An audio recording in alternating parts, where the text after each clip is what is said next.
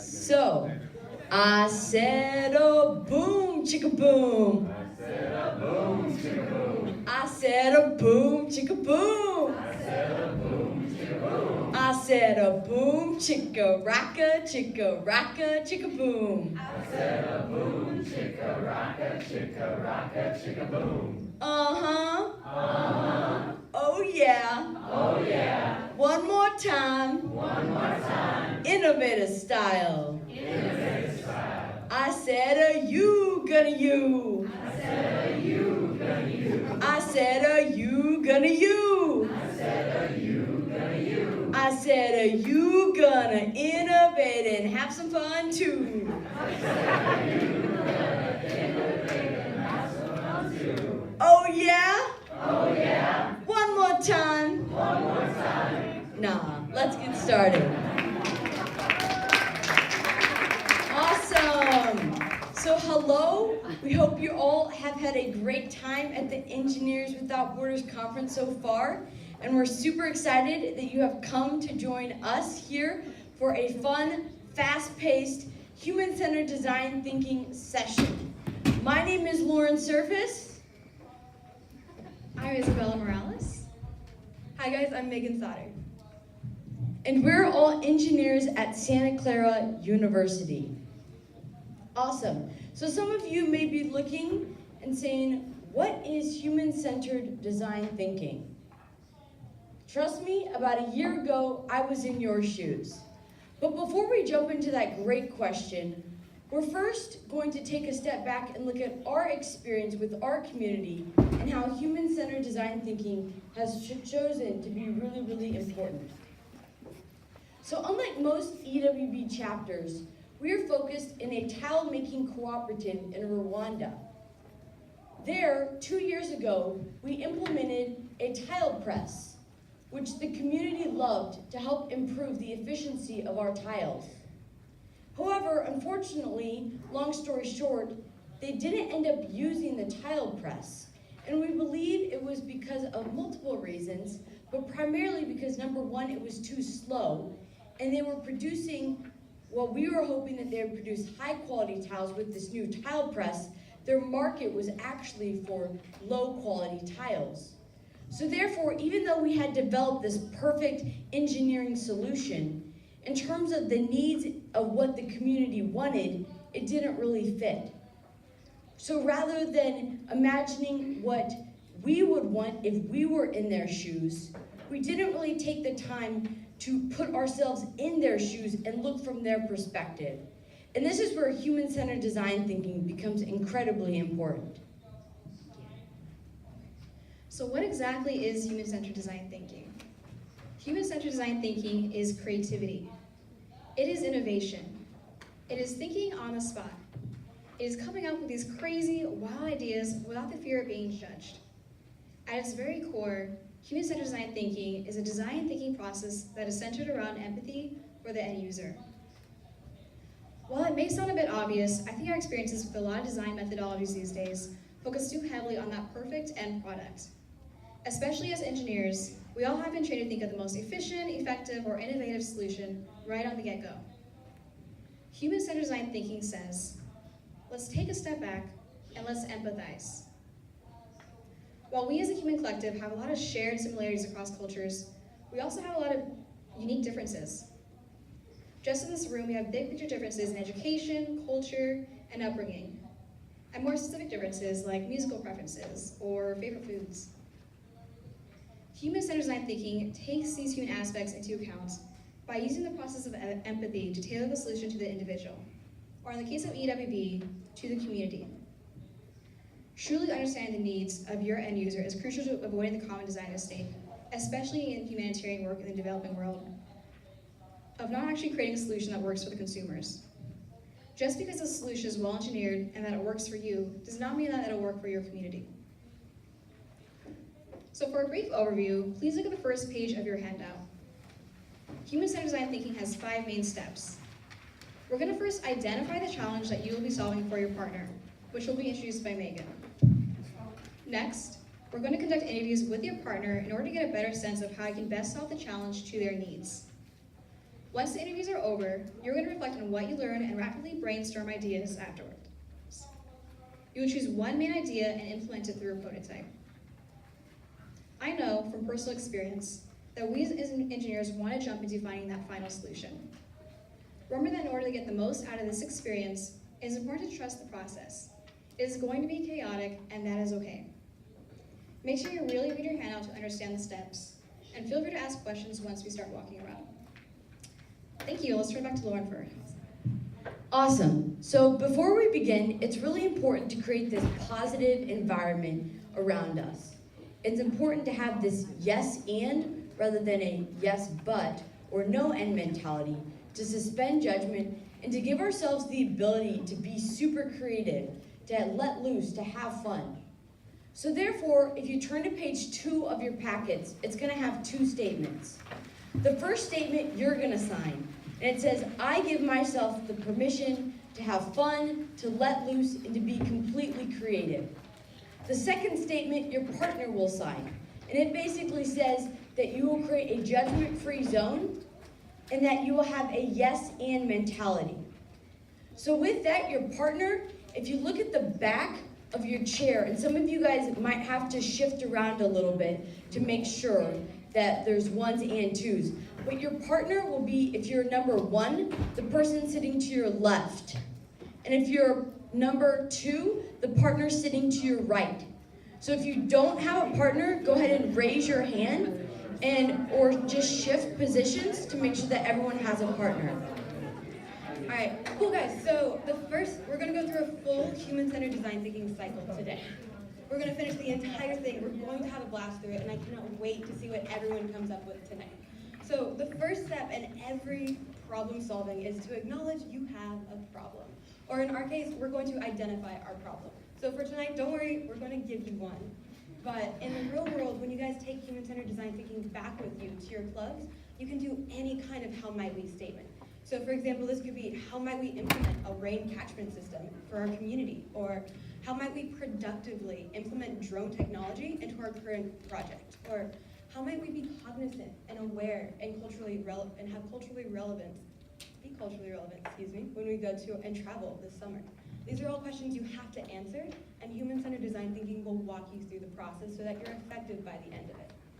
Okay, so with that, our challenge for today is, how might I design a better EWB community experience for my partner? So by the end of this, you and your partner are going to design for each other. Okay, is there any questions on this? Community is really important to all EWB chapters, and I know this is super ambiguous, and I know it's a little open-minded, and that's a little scary for engineers. We like our direct, straight, tell me what it is, let me go for it. But we really want to be able to make sure we consider all possible solutions and fully understand a problem before we go and dive in deep to create a solution. So just trust me on this. Okay.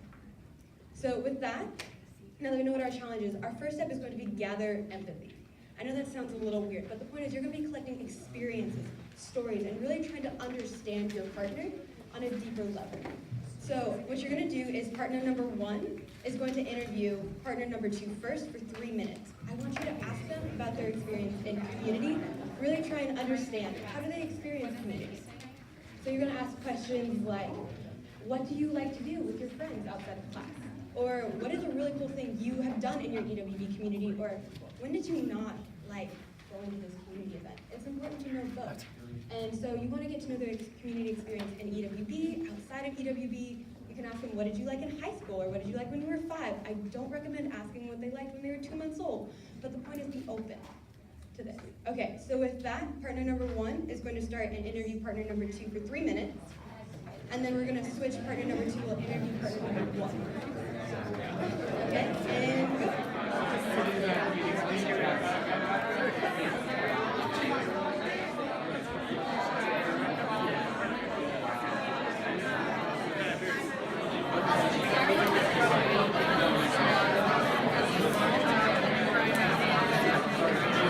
Alrighty guys, that's the end of our first round. Now it's time for partner 2 to start and interview partner 1. And please guys remember to take notes on what you're talking about. No, I know, I'm sorry, I gotta go back. We're going real fast today. I promise we'll get to talk to them again. Don't worry. Okay, so we're gonna move on to our next step, which is called the empathy deep dive. So this is where we're going to do this entire thing again. I know. Right as you guys get out, we pull you right back in. But this time, you're going to ask the why behind the what. So you just gathered a lot of stories, a lot of experiences. I want you guys to go back in and really, what's the emotion behind their stories? What was their motivation when they answered? To really, truly understand them and empathize with them and their experience and why they feel the way they do. Okay, so we're going to do the exact same thing again, 3 minutes each. So now partner 1 is going to start and interview partner 2 again. Okay, ready and go.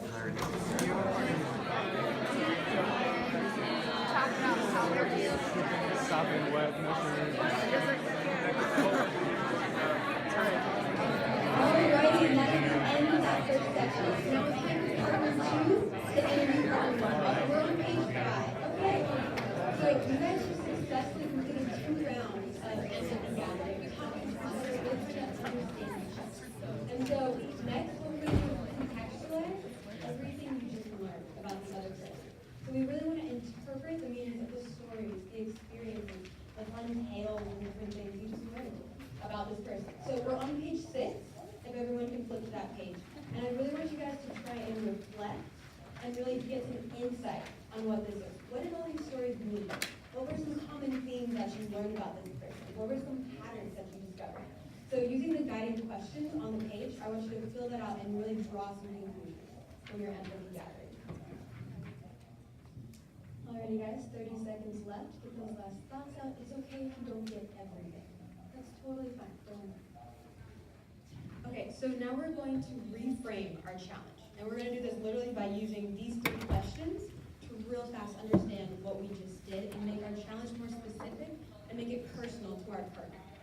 So we're going to have the 3 questions. I met, I was surprised to learn, and it would transform their experience, my partner's experience, it. So these are purposely a little open questions, but you're going to answer this based on everything you just learned about your partner. So I'm going to give you a quick example here. So for the I met, I don't want you to just put their name. I want you to put their personality, contextualize this person. So for example, I met Charlene, the outdoorsy chemical engineer from EWB 80s. And so I really try and dig deeper than who they are just by their name. The next one, I was surprised to learn. So this is something that you were surprised to learn, or something that was really important that you found out in your interview that you maybe weren't expecting to find out. It's not something just an ordinary fact about them, it's special. Because this special fact about them is going to be what makes their experience different than everyone else's. And then finally, it would transform my partner's community experience, it. So Charlene is outdoorsy, and maybe she really likes small group experiences, but she's in a really big EWB community.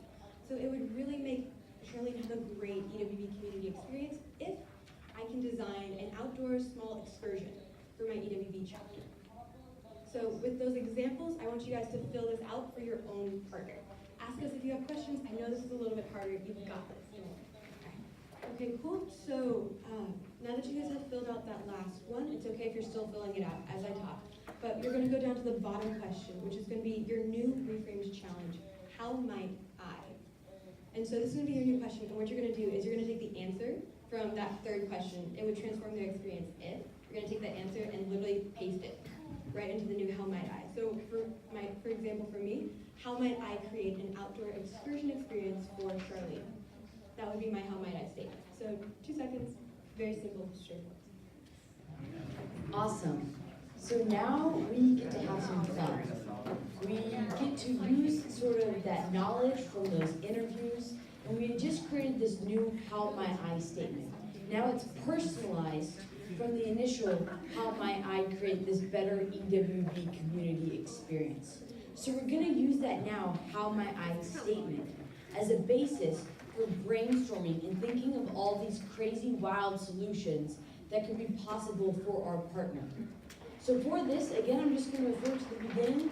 When you signed that, saying that you gave yourself a permission to be creative, to be crazy, to really keep an open mindset, this is when it really all comes into play. So with that, you guys have some, I see some of you guys moving for the Post-it notes in the center of your table. And then I want you guys to use markers and to write down as many ideas as you can within these next 3 minutes. The goal is quantity, not quality. 1, 2, 3 words maybe. Just to write down as many crazy things as possible. So with that, you have 3 minutes. Go ahead and begin. About 30 seconds. Keep writing down those solutions. The crazier, the better. I promise you. It will make it so much more fun at the end. Hey, so go ahead and let's bring it back up here. So really quickly, those last ideas, and then bring them back up here. Awesome. So now you guys have completed your first kind of iteration of you're thinking these crazy great ideas, but now it's super important that you go back to your end user and you get their perspective and their insight. So therefore, you're going to have 2 minutes to basically share your ideas with your partner each, and then you're going to create some more ideas together. So this part's definitely more collaborative. Again, going to the end user and figuring out what ideas do they like, what do they not like, and continuing to add that. So you have 2 minutes, partner will begin, and we'll let you know when to switch to partner 2. So partner number 2 is going to share their solution, their ideations, their questions with partner number 1. So again, you guys have 2 more minutes. Keep sharing. Awesome. So if you guys can turn to page 9 of your booklets. So you guys are going to pick one of your ideas, or maybe a couple of your ideas from the Post-it notes, and now this is when you get to make them come to life. But with every time, we like to fail fast, and we like to fail quick. So even before we even begin using all those crazy fun things in the middle of your tables, we're first going to sketch it out. It's important here to remember that the prototype, it can be anything. It can be something 3D, it can be a skit, it can be really anything that you can imagine. Again, the more creative, the better. So with that, you're going to take 2 minutes, and you're basically going to sketch out your idea onto your sheet. Again, this is for the solution of the new how might we statement that you had developed earlier for your partner. So this is what you're going to be prototyping. So again, you have 2 minutes to sketch this out, so go ahead and begin. Okay, back up here, guys. Hopefully you have had time to create a brief sketch. Now, once again, we're going to go back to our end user. We're going to go back to our partner and once again get some insights, some thoughts before we actually go into prototyping the actual thing. So you guys are going to have 1 minute.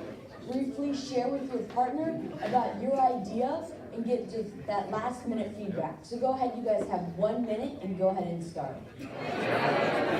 Awesome, so guys, now switch partners. So switch who's getting the insight and other things. So go ahead and switch partners, you have 1 minute. Okay, back up here, back up here. So now is the super fun part. You've gone and you've thought of these ideas, you've narrowed down your solution, you've drawn out a prototype, you've gotten some more empathy from your end user, and now you guys finally get to build it. So as you guys probably see, there's lots of prototyping stuff in the middle of your table. There's more stuff up here if you feel like that's not adequate. You can use really whatever you want around this room. Again, so your prototype, it can be any sort of thing, experience, a skit, a 3D model, whatever you want, the more creative, the better. So with that, you guys have 6 minutes, start prototyping. Let's go.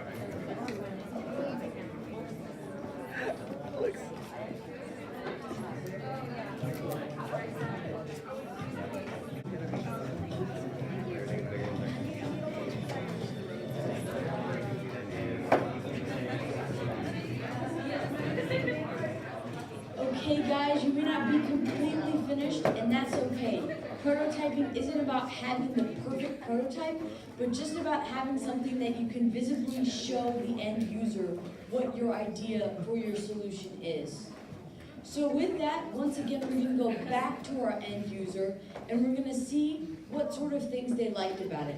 So if you guys could turn to page 10 on these copies.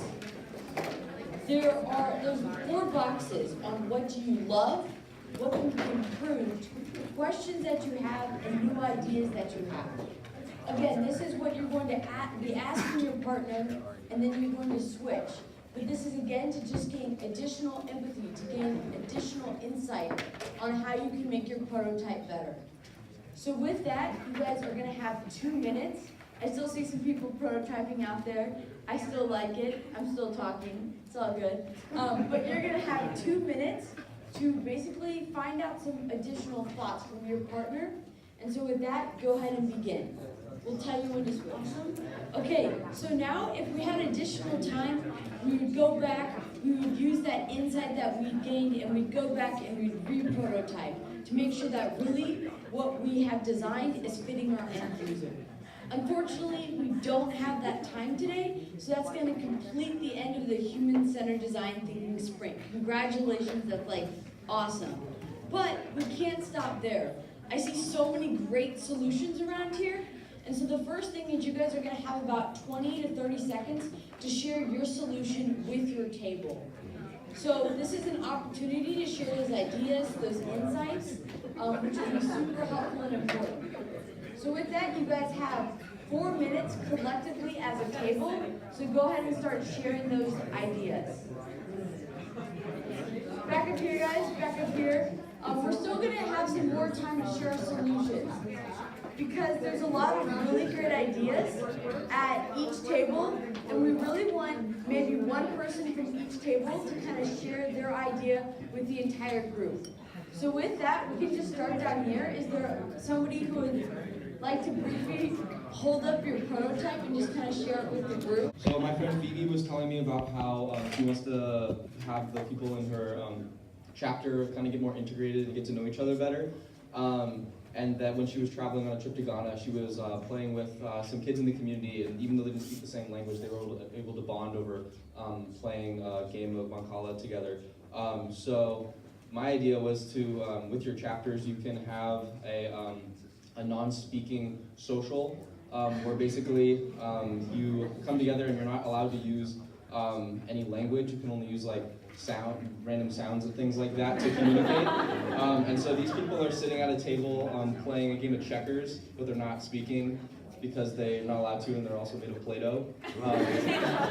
Yeah, but then we also thought to maybe extend it further where you could have like some sort of like design competition between teams, but you're not actually allowed to use words to communicate, which would be kind of fun and also a good exercise for maybe interacting with a community where you don't speak the same language but are trying to.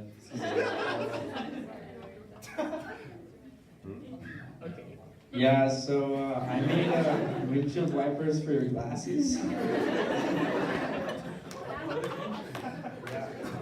Yeah, for when you cry, when you laugh.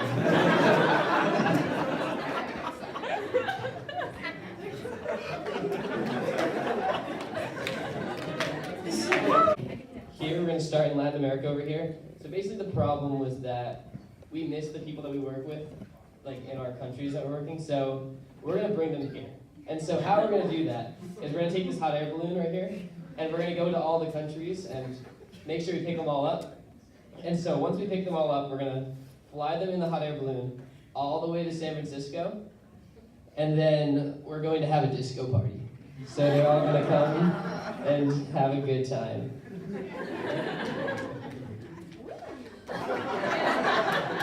And they're going to just have a Latin disco party, and it's going to be a blast. And you are all invited.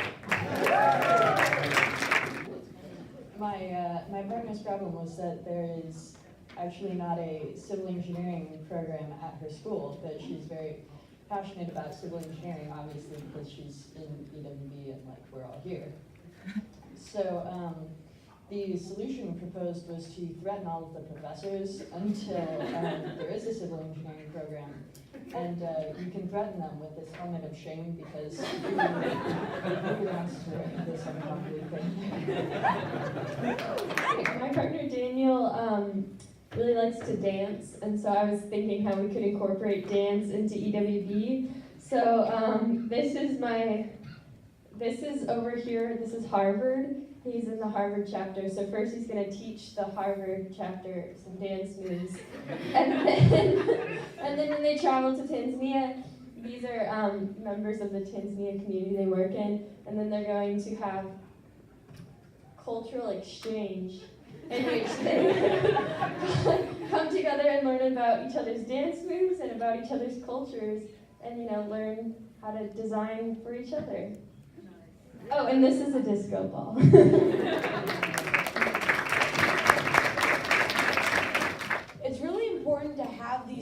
experiences, to have these great moments. But then it's really awesome and important to think, how can we take this experience back to our EWB chapters, back to our communities? How can we incorporate, even though some of these were crazy, wild ideas, how can we bring some of these back? How can we bring parts of this cycle of always going back to the end user, back into our communities? So we're gonna give about 3 minutes, so really, really brief, but just share some of those insights, those takeaways, those lessons that you guys have learned throughout this experience that you guys can take back. So with that, go ahead and share your kind of final comments.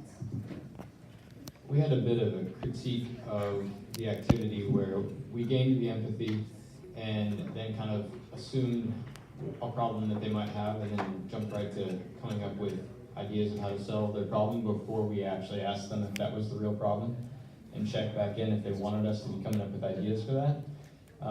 But acknowledge that that probably happens with our projects more than we like to admit as well, where the community approaches us in the first place saying, hey, here's a problem.